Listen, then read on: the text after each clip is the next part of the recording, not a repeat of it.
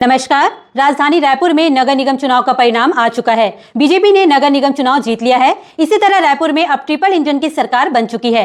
जिस तरह से पहले डबल इंजन की सरकार में साय साय काम नहीं हो रहा था, अब ट्रिपल इंजन की सरकार में साय साय साय काम होना चाहिए। केंद्र में बीजेपी की सरकार और अब रायपुर शहर नगर निगम में भी बीजेपी का महापौर बन चुका है। रास्ता पूरा साफ है। विपक्ष का एक भी विधायक रायपुर में नहीं है। विपक्ष का कोई नेता अब रायपुर में नहीं है। तो अब देखने वाली बात यह है कि अपराध, हत्या, दुष्कर्म पर कितनी जल्दी रोक लगाई जाएगी। शहर में विकास के कार्य कितने जल्दी होंगे। शहर का सौंदर्यीकरण कितना होता है। शहर की सफाई, नालियों की सफाई, सबसे बड़ी समस्या ट्रैफिक की, जो शहर में खराब ट्रैफिक की समस्या है, वो कितनी व्यवस्थित होती है।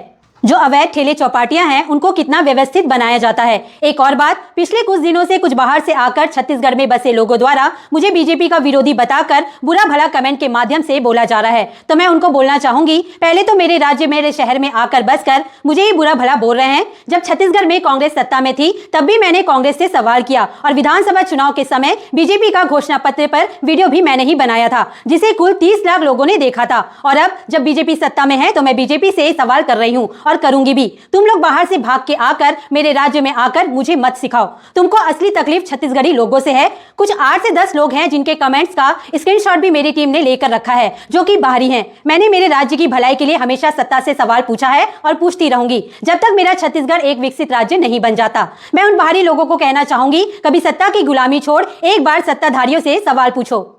अरे सत्ता छोड़ो, एक पार्टी के पार्षद से सवाल पूछो, फिर पता चलेगा। बस नेता मंत्रियों के आगे पीछे घूम के अपने आप को मंत्री समझने वाले तुम क्या जानते हो। सत्ताधारी सरकार से सवाल पूछने पर कितना कुछ झेलना पड़ता है। और मैं पूछती रहूंगी, आम जनता के मुद्दों को उजागर करती रहूंगी। जय जोहार, जय छत्तीसगढ़, छत्तीसगढ़िया सबले बढ़िया।